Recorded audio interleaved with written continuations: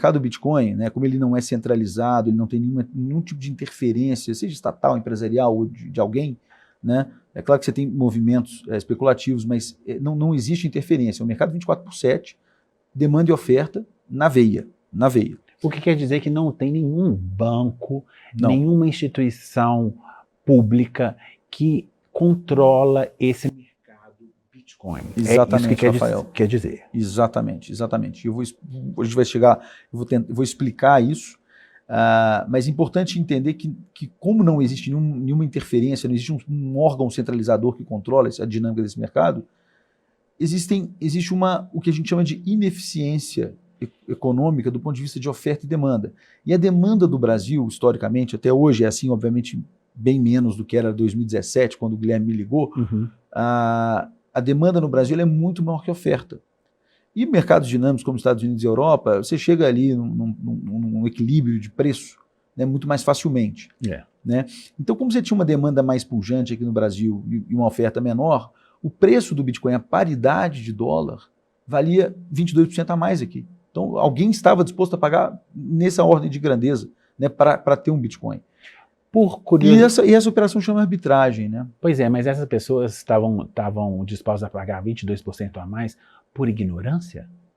Não, por uma questão de querer, ou seja, como tinha pouquíssima oferta, alguém por alguma razão, por reserva de valor ou por algum outro objetivo, né, queria comprar mercado, né, ou até mesmo por, como eu falei, né, por escutar que o mercado, enfim, que vai valorizar, que vai valorizar, a pessoa entra pagando realmente um prêmio muito maior naquele ativo do que alguém nos Estados Unidos está pagando por ele.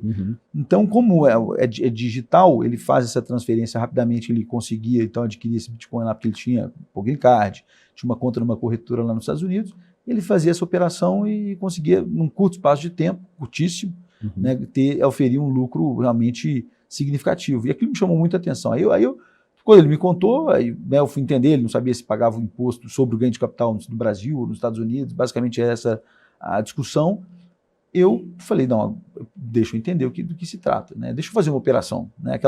É igual quando vai usar o Uber pela primeira vez. Né? Deixa eu baixar esse aplicativo aqui para ver o que acontece. Porque, na primeira vez todo mundo se estranha, né? Pô, será que vai dar certo? O cara vai chegar aqui com o carro, né? Não sei quem é o motorista, será que eu posso confiar, né? Não sei se ele vai me beijar, se ele vai me matar, né? Bem isso, é exatamente isso, né? Aquela dúvida. E essa era a minha dúvida em relação ao Bitcoin. Mas aí eu fiz pela primeira vez, aí você fala, poxa, isso é utopia, incrível. E eu, como diretor financeiro, na época, né, eu já tinha saído da Devex pós-venda, né, ali meados de 2014, eu era diretor financeiro da Operação Brasil da Vodafone, e fechando muito contrato de câmbio, né? E, poxa, o contrato de câmbio, né, para quem nunca fechou um contrato de câmbio, ou seja, fazer um pagamento para fora ou fechar um recebimento aqui no Brasil, um processo absurdamente burocrático, lento, complicado, né, de acesso restrito a algumas pessoas, algumas empresas. E aí eu fechando o contrato de câmbio, demorando 72 horas para chegar, via SWIFT, então banco liquidante nos Estados Unidos, aquela confusão.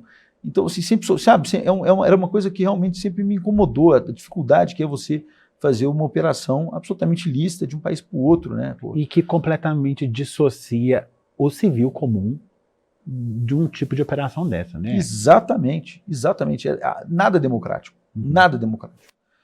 E aí, naquele momento, eu fiz uma transação com Bitcoin, né, basicamente entendendo o que o Guilherme tinha feito, que é comprar nos Estados Unidos e transferir para cá. Falei, poxa, isso vai revolucionar o mundo. Isso vai revolucionar o mundo. Porque a facilidade de resolver um problema, né, que era transferir valor pela internet.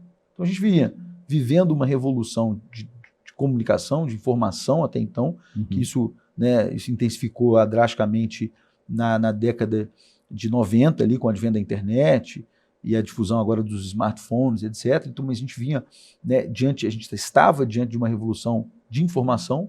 E a gente passa a viver agora uma revolução de valor, que é o blockchain, que é essa capacidade de você transferir uma coisa única, tangível e fungível pela internet. E o blockchain criou esse mecanismo, essa segurança cibernética via criptografia de uma forma super descentralizada. Ou seja, você não precisa mais de uma Visa, de um Mastercard, que é um ente central, que tem um data center, De um Western Union, de um Western Union, fazendo o débito-crédito. Então pega de você, né, você vai pagar um pão de queijo, debita da sua conta, acredita na conta da lanchonete.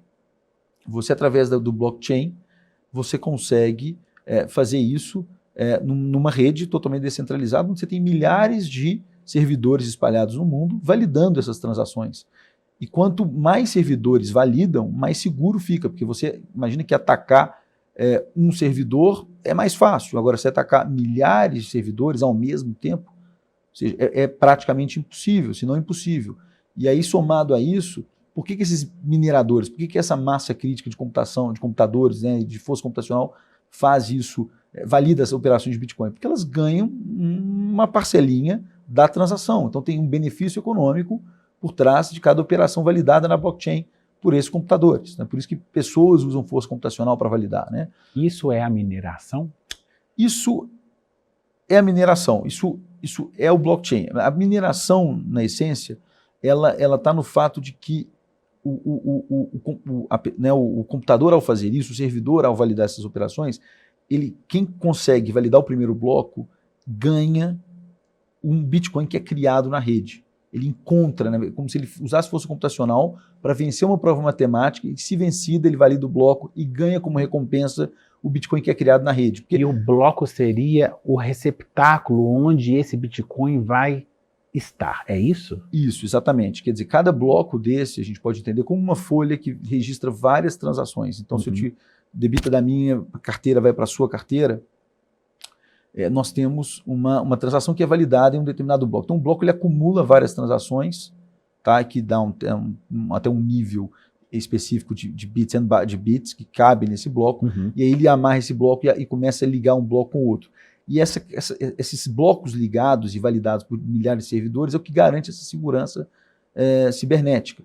Na medida em que esses blocos estão ligados por criptografia, para você quebrar um bloco, você tem que hackear tantos computadores que economicamente não vale a pena. É melhor você pegar esse dinheiro que você usaria para hackear e minerar, porque você vai estar ganhando com isso, né, muito mais ali com benefício do Bitcoin minerado do que com o próprio hackeamento de um bloco para trás numa rede como a do Bitcoin. O que quer dizer que o lícito vale mais do que o ilícito. Exatamente. A rede é criada de uma forma que ela beneficia muito mais o lícito, o bem, do que quem quer usar força computacional para o mal, que é o hacker. E isso é genial. E por isso que se chama criptomoeda, é isso? Exato. Ela chama criptomoeda porque os blocos são conectados e validados através da criptografia, né, que é uma forma absolutamente segura de se transferir, de você realmente transitar dados pela internet, pela rede. Então deixa eu te perguntar uma coisa que é uma dúvida minha e que tenho certeza que é a dúvida de muitas pessoas. Eu quero fazer dinheiro com Bitcoin. O que fazer? Começar, o que eu tenho que fazer para fazer isso? Perfeito, perfeito. Eu acho que a primeira coisa é estudar um mínimo, é ver um vídeo como esse, é tentar buscar informação. Antes disso, só porque, né, mostrou-se no jornal que o Bitcoin teve uma valorização de 330% em 2021, entender exatamente o que faz com que o Bitcoin tenha valor. Porque se você consegue entender por que o Bitcoin tem valor, você vai conseguir entrar e investir num momento muito mais adequado, que você vai conseguir julgar, né, realmente ali como está precificado aquele ativo. Se ele realmente vale muito mais do que ele está valendo hoje, então, portanto, eu acredito nele e vou comprar agora, porque no futuro, no longo prazo, ele vai subir, né, muito mais do que isso, ou não, ou se ele está super valorizado e não está na hora de entrar. Então, acho que estudar um pouquinho, entender essa dinâmica é fundamental. O que quer dizer que se eu, por exemplo, eu tenho que avaliar, na verdade, o entorno, vamos dizer, cultural daquele momento para eu entender se é melhor comprar um Bitcoin agora ou daqui a algum tempo, como se você fosse comprar uma obra de arte, vamos dizer assim. Eu acho que é mais entender um pouco do contexto que a gente vive, até econômico. Cultural também, sem dúvida alguma, mas o contexto econômico é muito importante. E aqui entra no meu lado o que me fascinou nessa história, né, enquanto economista. Sim. Porque eu nada entendia da tecnologia em si, né? Fui entender agora, assim, estudando, lidando, tendo uma corretora de criptomoedas, né? Mas, enquanto economista, o que me fascinou foi ver que o primeiro conceito, eu acho que isso aqui é super importante as pessoas entenderem, né? Só vão existir 21 milhões de unidades de Bitcoin e ponto. Só vão existir 21 milhões de unidades de Bitcoin. E isso foi criado, né, a regra matemática, o software do Bitcoin, o algoritmo dele é criado dessa forma. Né? Pelo japonês lá. A gente não sabe se é japonês, enfim, chinês, brasileiro, se é uma mulher, se é um homem. O maior mistério do mundo atual é quem é Satoshi Nakamoto, que é quem realmente soltou esse projeto na internet. Esse projeto foi consensuado e foi ganhando adeptos mundo afora. Mas fato é que, criado por ele, né, o Bitcoin só vão existir 21 milhões de unidades. E isso faz com que o Bitcoin seja escasso. Então, o conceito importante aqui que as pessoas entendam é o conceito de escassez. E é interessante porque, na dinâmica como o Bitcoin foi criado, ele foi criado para cada vez ser mais escasso. E eu explico isso. Assim como o ouro é escasso na natureza, ou seja, o ouro tem propriedades químico-físicas, e acho que você entende extremamente bem de escassez nesse sentido. Você estava me contando que a sua primeira formação foi uma especialização ali em geologia, especialmente, né, em brilhantes, em diamantes. Então, acho que, né, vamos usar o diamante como exemplo. Né? O diamante tem propriedades químico-físicas que o deixa naturalmente escasso. Então, né? Então, ou seja, e quanto mais diamante nós lavramos da natureza, em tese, menos diamantes disponíveis tem, o que o faz cada vez mais escasso. Né? E o valor? E o valor cada vez maior. É a mesma dinâmica. Então, o que o Bitcoin faz é refletir no mundo digital o que o diamante ou o ouro reflete no mundo natural, na natureza. Tá?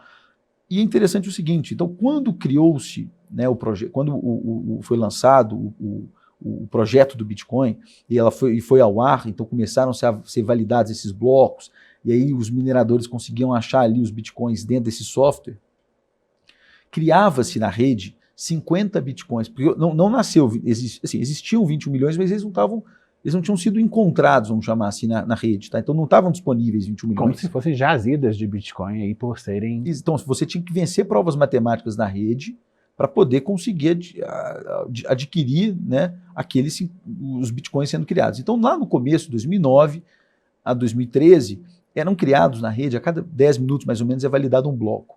Eram criados a cada bloco minerado 50 Bitcoins.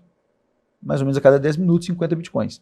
E a dinâmica do software é que de 4 em 4 anos, mais ou menos, 220 mil blocos, né, que dá mais ou menos 4 em 4 anos, por isso que eu falei de 2009 a 2013, essa quantidade de Bitcoins criados cai pela metade. Então você tem uma curva decrescente. Então eram 50 Bitcoins em 2009 e 2013, 2013 a 2017, 25, 2017 a 2020, ano passado, 12,5, agora estamos a 6,25 Bitcoins criados na rede a cada 10 minutos. Pela raridade de encontrar essas jazidas de Bitcoin. Exato. Então, ele vem diminuindo pela metade, e quanto menos se tem disponível, mais ele vale. E aí entra um outro... Entenderam, pessoas? Porque assim, agora eu estou conseguindo aqui entender. Vamos lá prospectar os diamantes, quer dizer, os bitcoins, os locais onde eles estão depositados, as pessoas começam a encontrar ou resolver esses problemas matemáticos de uma forma decrescente, então não tem muito disponível, o preço sobe. Exatamente. É exatamente essa dinâmica. Estima-se que a última fração de Bitcoin, né, que vai ser minerada, porque é importante ressaltar que o Bitcoin não é só uma unidade de Bitcoin, ele vai até a 8ª casa decimal, então ele é fracionável. A última fração de Bitcoin ela vai ser minerada, então, portanto, vamos alcançar o 21º, né, milhão, 21 milhões vai ser atingido em 2138, 2140. Né? Então, essa é a estimativa. Né? E aí falam, mas a partir dali não vai ter mais mineração. Não, vai continuar a atividade de validação e vai ter uma taxa de rede, uma taxa de transação na rede do Bitcoin. Então o minerador ele continua ganhando, né, com isso, né, mesmo não mais existindo o que a gente chama hoje de mineração, que são achar esses Bitcoins quando você valida o primeiro bloco. Você consegue validar o primeiro bloco e vencer essa força matemática. Então é necessário bastante energia, bastante força computacional para conseguir vencer o primeiro bloco. Quem consegue vencer primeiro ganha esses bitcoins que são criados na rede. Então, em 2138 lá, quando nós chegamos nesse ano, não haverá mais esses bitcoins para serem minerados, mas as trocas vão continuar acontecendo. Né? Uma analogia que eu vou fazer aqui para vocês é o seguinte, no mundo das gemas coradas no Brasil, existe águas marinhas. Águas marinhas estão extintas, não existem mais jazidas de águas marinhas. Mas elas são comercializadas no mundo. E elas têm um alto valor, elas não tinham um alto valor assim desse jeito, mas agora elas não existem mais. Então elas são caríssimas agora, apesar de não serem as pedras mais cobiçadas do mundo. E aqui entra um conceito, acho que fundamental para todo mundo entender, que é o conceito de lastro. Né? Muita gente pergunta, mas qual que é o lastro do Bitcoin? Vamos explicar lastro para as pessoas?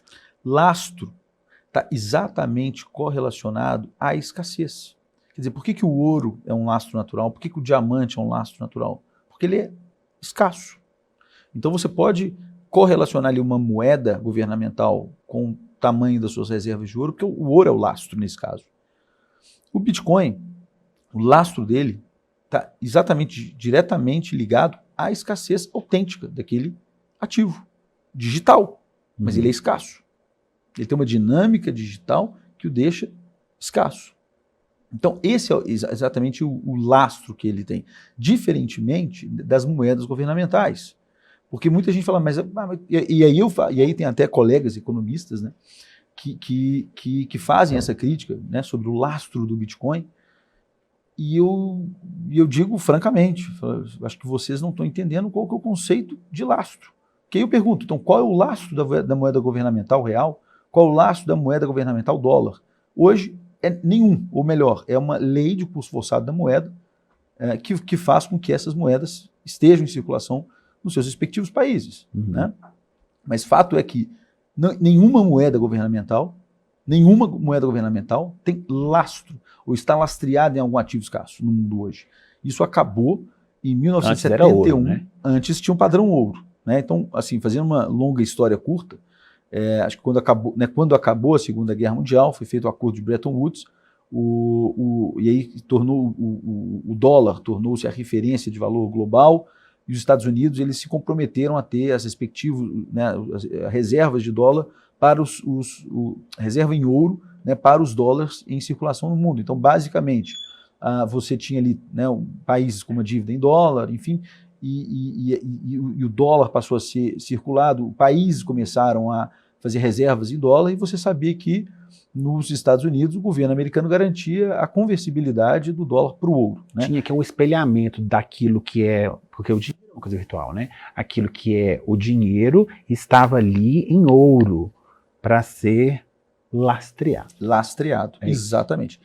E aí, em um determinado momento, e de fato isso aconteceu, tem história, isso está no YouTube, um navio inglês, enfim, deixou a Inglaterra cheio de dólar, chegou no porto de New Jersey e pediu para o governo americano os respectivos ouro, a parte que lhe cabia daquelas moedas, aquele papel moeda e ouro.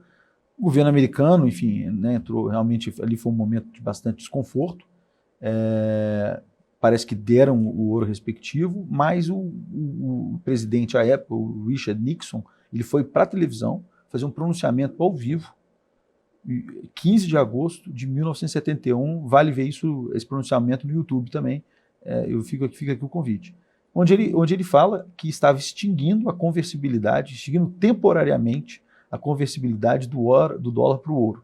E engraçado, você tinha lá na moeda do dólar, né, tinha Imperial Gold, né, Convertible on Demand, ou seja, se você viesse a demandar a conversibilidade, o Banco Central tinha que te devolver, o Fed, no caso, tinha que te devolver ali a respectiva quantia em ouro. Né? Isso estava escrito na nota. A nota, né, o papel moeda, ele era um título de dívida ali que o governo tinha em relação a você. Né? Era um título de dívida, pode se chamar assim, né?